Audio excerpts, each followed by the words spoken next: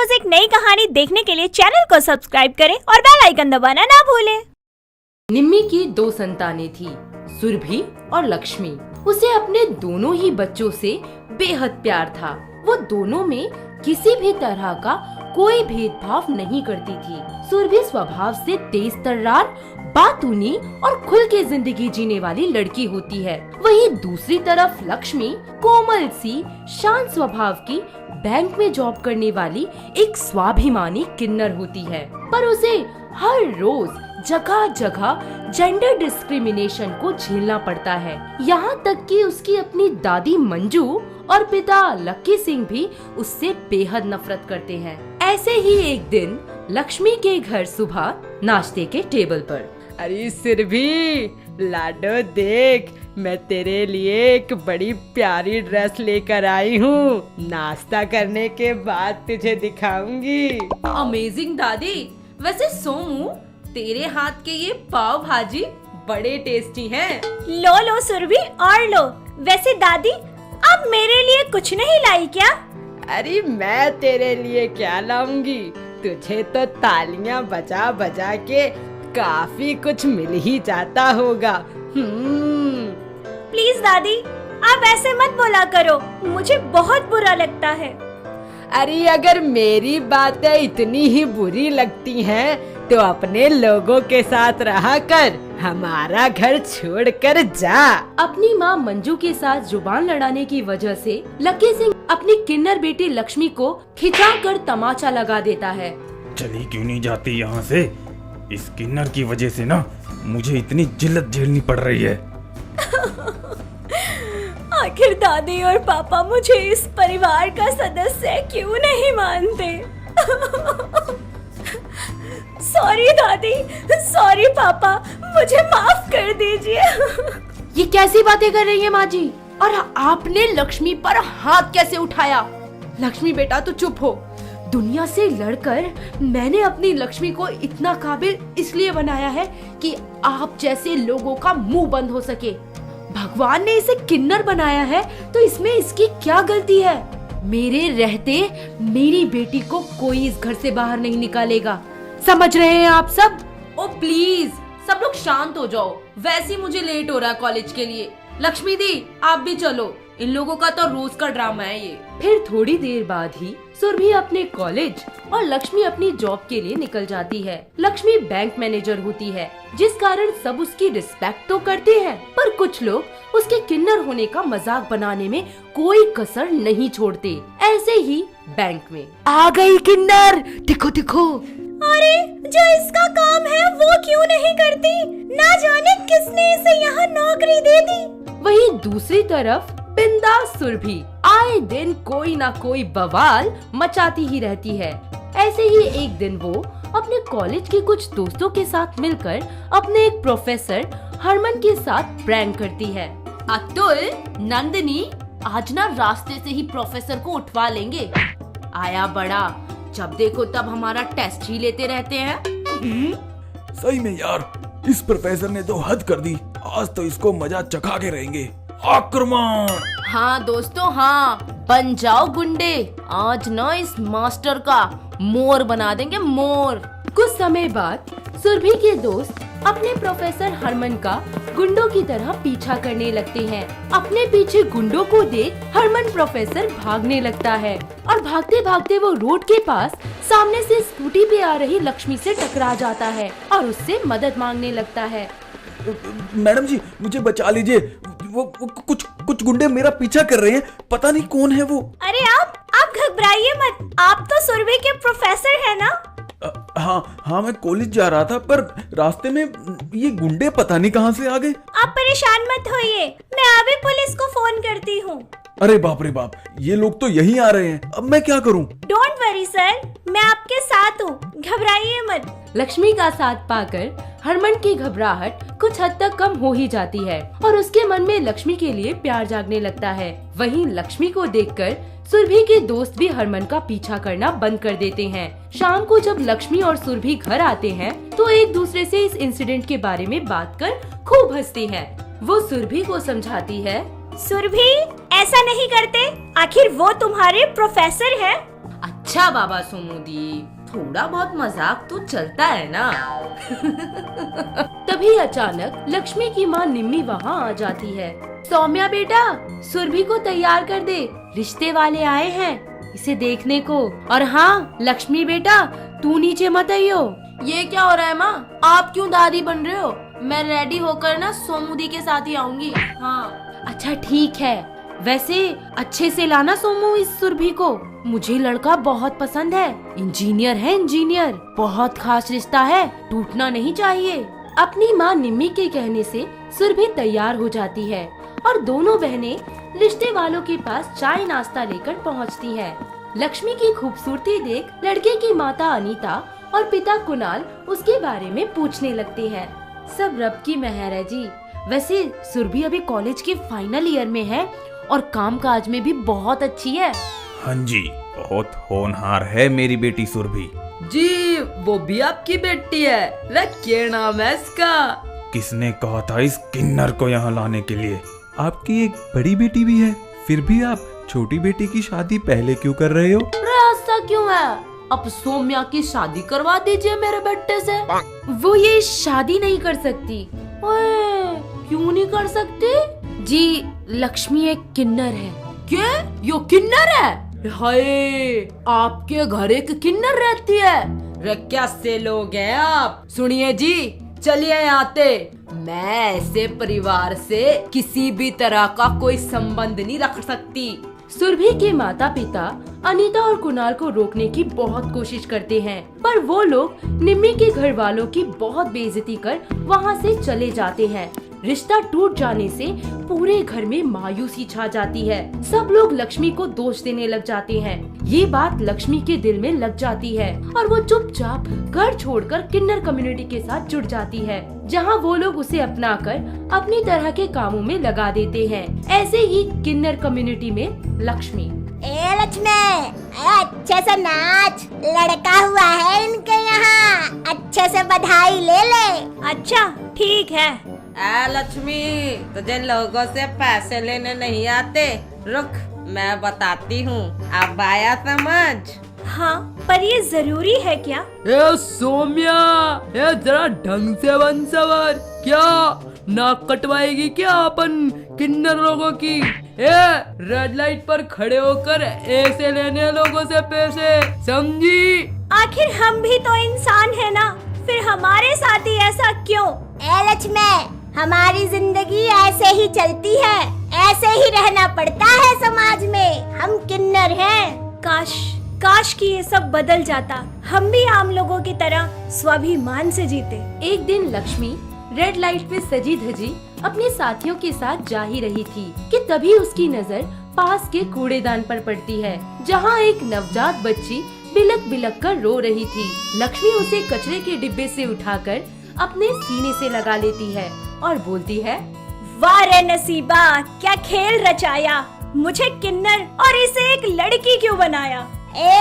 यही फेंक दे इस बला को, क्यों मुसीबत मोल ले रही है? नहीं, ये मुसीबत नहीं, ये भी मेरी तरह किस्मत की मारी है, पर अब मैं इसका नसीबा बदलूंगी। अरे तू कैसे बदलेगी इसकी किस्मत? अपनी बेटी बनाकर, और आज से इसका नाम होगा सौम्या। इस तरह लक्ष्मी खूब कड़ी मेहनत करके अपनी बेटी का पालन पोषण करती है। सौम्या को पाकर तो मानो लक्ष्मी का खोया हुआ स्वाभिमान फिर से जाग जाता है। देखते ही देखते सौम्या बड़ी हो जाती है और एक दिन डॉक्टर बन जाती है। साथ ही लक्ष्मी भी अपने किन्नर कम्युनिटी के राइट्स के लिए काम करना शुरू कर देती है, जिससे कि किन्नर भी आत्मसम्मान से जी सके। सौम्या, परसों मेरा इंटरव्यू है किन्नर कम्युनिटी के लिए, लोग तुझसे भी सवाल करेंगे, घबराना मत। जिसकी माँ आप जैसी हो, भला वो कैसे घबरा सकती है? माँ, आप इतनी टेंशन मत लो। एक दिन लक्ष्मी किन्नर कम्युनिटी राइट्स के लिए जा रही थी कि अचानक प्रोफेसर हरमन की नजर उस पर पड़ती है। वो उसके सोशल वर्क और सिंगल पेरेंट बनकर एक लड़की की जिंदगी बनाने के लिए उसकी बहुत प्रशंसा करता है। साथ ही वो बरसों पुरानी अपने दिल की बात बताता है। लक्ष्मी, मैं तुमसे बहुत प्यार करता हूँ और तुमसे शादी करना चाहता हूँ। पर मैं एक किन्नर हूँ और एक माँ भी, तुम मुझसे शादी कैसे कर सकते हो? मुझे तुम्हारे अस्तित्व से कोई परेशानी नहीं है। ये तो अच्छी बात है ना कि बच्ची को पापा का प्यार भी मिल जाएगा। परवाह नहीं मुझे जमाने की, बस तुम्हारा साथ चाहिए उम्र भर के लिए। तो बनोगी मेरे घर की बहू? हाँ हाँ, बनूंगी मैं तुम्हारे घर की बहू, पर किन्नर बहू। मैं अपने अस्तित्व के साथ कोई समझौता नहीं करूंगी। इस तरह कुछ दिनों बाद लक्ष्मी और हरमन की शादी हो जाती है। वहीं जो लोग उसे ताना मारा करते थे उनका मुंह भी बंद हो जाता है। लक्ष्मी लोगों को बता देती है कि किसी का जेंडर उसके पर्सनल और प्रोफेशनल ग्रोथ में रुकावट नहीं बन सकता। किन्नर कम्युनिटी की शान लक्ष्मी प्रोफेसर हरमन से शादी के बाद भी अपनी कम्युनिटी के लिए काम करना जारी रखती है। लक्ष्मी, जो कि एक किन्नर होती है, अपनी गोद ली बेटी सौम्या को पढ़ा लिखा कर डॉक्टर बना देती है। अब उसकी बेटी भी अपने करियर में अच्छा मुकाम हासिल कर लेती है। एक दिन उसे राजस्थान पुलिस कांस्टेबल परीक्षा की मेडिकल टेस्ट टीम के पद के लिए ऑफर आता है, जिसे पाकर वो बहुत खुश हो जाती है और अपने पेरेंट्स को इसके बारे में बताती है।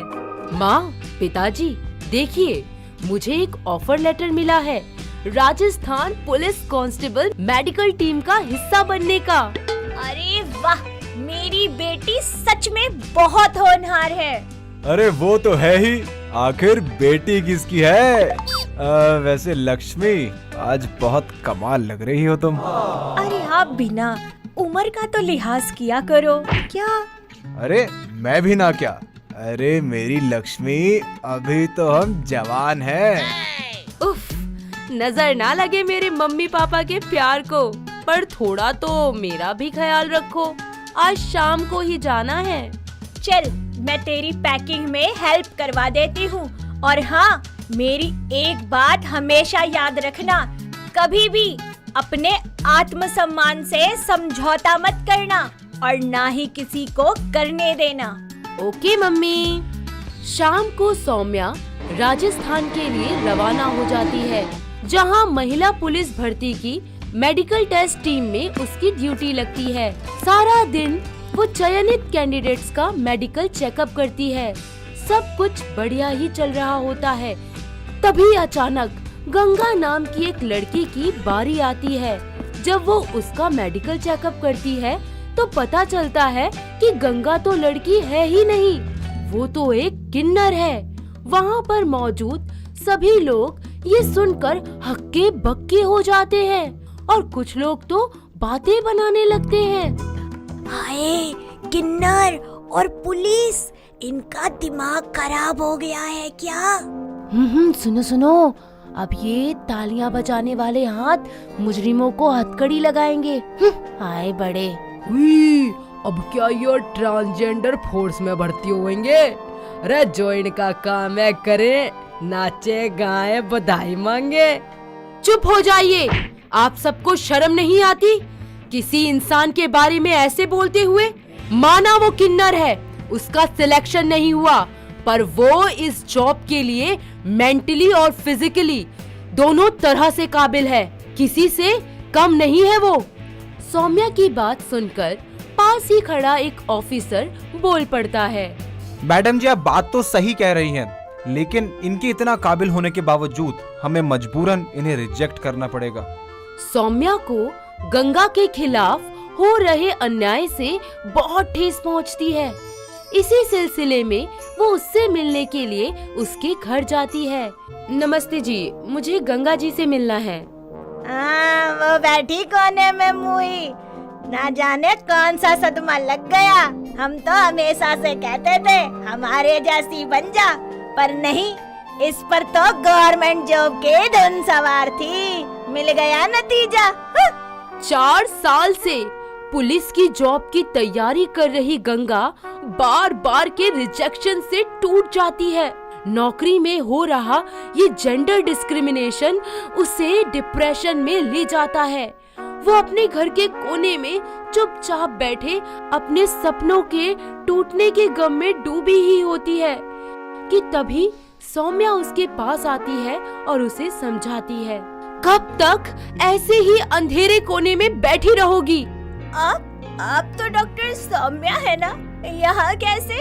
वो मुझे तुम्हारे रिजेक्शन के बारे में पता चला। सुनकर बहुत दुख हुआ।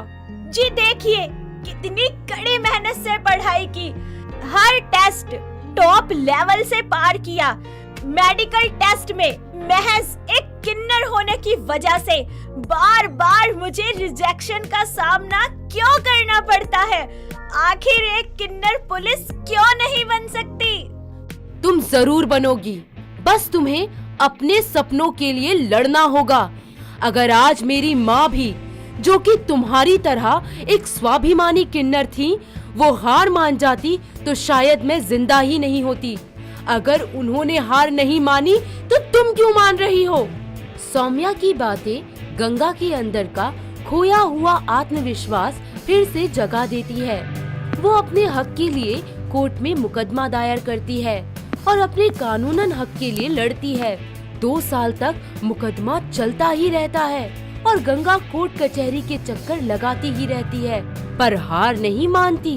आखिरकार अंत में वो मुकदमा जीत जाती है।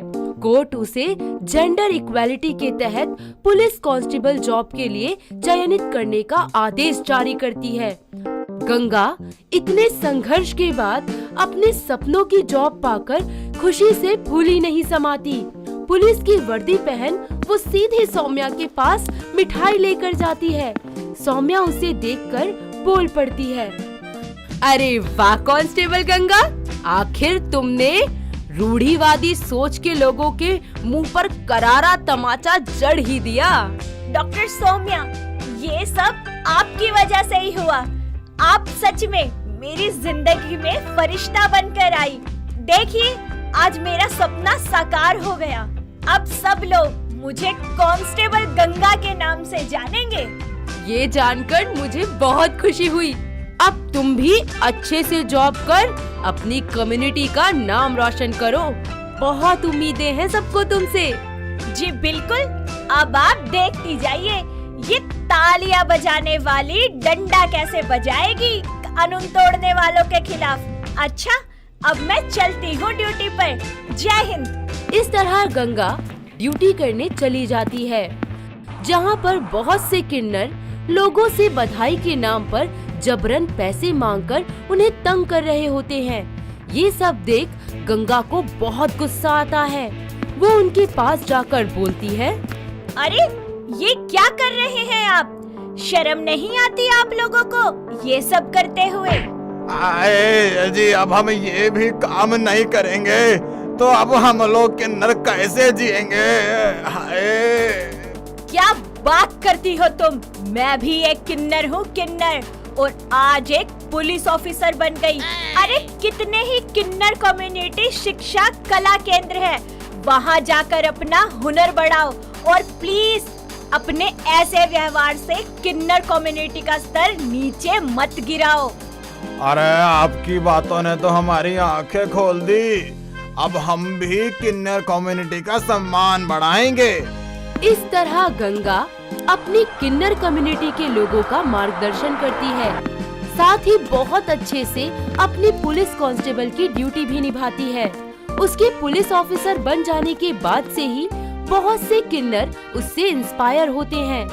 गंगा अपनी सैलरी का कुछ % किन्नर वृद्धा आश्रम, किन्नर शिक्षा केंद्र आदि संस्थानों का संचालन करने में खर्च करती है, जिसके कारण बहुत से किन्नरों की जिंदगी में सुधार आता है। मोहिनी मिडिल क्लास फैमिली में रहने वाली एक प्यारी सी, मेहनती और स्वाभिमानी लड़की थी। उसके परिवार में उसकी बूढ़ी माँ पूजा और बीमार पिता रमेश रहते थे। अपने घर की खराब आर्थिक स्थिति के चलते मोहिनी घंटों ऑटो चलाने का काम शुरू करती है। दिन भर मजदूरी करके उसके पास जो पैसे जमा होते वो उसे अपनी माँ को लाके देती। अरे मोहिनी बेटा, तुम न होती तो न जाने हमारा क्या होता। हाँ मेरी लाडो, अगर आज मेरा बेटा होता ना तो वो भी इतना नहीं करता जितना तू करती है हमारे लिए। माँ जी, बाऊजी, मैं आपका बेटा ही तो हूँ। आपको कोई शक है क्या? अरे नहीं लाडो, शक कैसा? तू तो बहुत गुणी है। जिस घर जाएगी स्वर्ग बना देगी, स्वर्ग। एकदम ठीक कहती हो भाग्यवान, बहुत नसीब वाले होंगे वो लोग। बस बस, अब बहुत तारीफ हो गई, मुझे काम पर भी जाना है। हाँ बेटा, मैं नाश्ता बनाती हूँ, तब तक तू तैयार हो जा। मोहिनी अपना ऑटो साफ कर काम के लिए घर से निकल जाती है। ऐसे ही कुछ दिन बीत जाते हैं। एक दिन मोहिनी ऑटो स्टैंड पर खड़ी होती है, तभी सामने से आती गाड़ी उसके ऑटो को टक्कर मार देती है, जिसे देख उसका गुस्सा 7वें आसमान पर पहुंच जाता है। अरे ओ, नजर नहीं आता क्या? आंखें बंद करके गाड़ी चला रहे हो? I am very sorry ma'am, मैंने जानबूझकर नहीं किया। आप बता दीजिए कितना नुकसान हुआ आपका, मैं पे करने के लिए तैयार हूँ। अरे ओ अंबानी की औलाद, पैसे तो तुम बाद में देना, पहले ये बताओ, जब ट्रैफिक रूल और गाड़ी चलाने की समझ ही नहीं है तो गाड़ी खरीदी क्यों है? I am really very sorry ma'am, मैंने ब्रेक मारने की बहुत कोशिश की, लेकिन मैं थोड़ा जरा जल्दबाजी में था और इसलिए टक्कर हो गई। अच्छा ठीक है, वैसे ज्यादा नहीं लगी, बस 2 स्क्रैच आए हैं, पर हाँ इस बार तो माफ कर देती हूँ, अगली बार से ट्रैफिक रूल का खास ध्यान रखना। So nice of you ma'am, आप बहुत अच्छी हैं। और हाँ सॉरी। ऐसे ही एक शाम ऑफिस से घर आते हुए अचानक कुणाल की कार रास्ते में खराब हो जाती है। तभी सामने से ऑटो चलाकर आती हुई मोहिनी पर उसकी नजर पड़ती है। वो हाथ से इशारा करके ऑटो रुकवाता है और बोलता है, अरे मैडम आप, दरअसल वो मेरी गाड़ी खराब हो गई है और मुझे घर पहुंचना है जल्दी से, क्या आप मुझे छोड़ देंगी क्या? अरे साहब, हमारा तो काम ही यही है, मुसाफिरों को उनकी मंजिल तक छोड़ना। आप बताइए कहाँ जाना है आपको?